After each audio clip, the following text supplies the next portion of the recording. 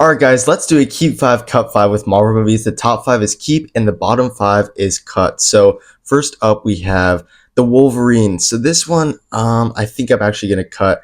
It's not like horrible, but it's not one of the best like X-Men movies. Okay, now we have X2.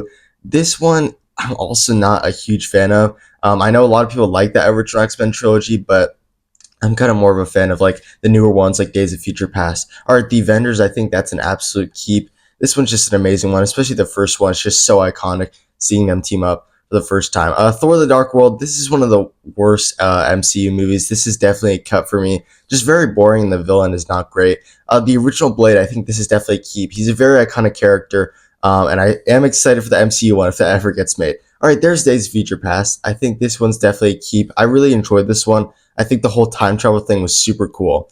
Deadpool 2, this one's tough actually. I really like Deadpool 2. I don't know if it's a keep or not.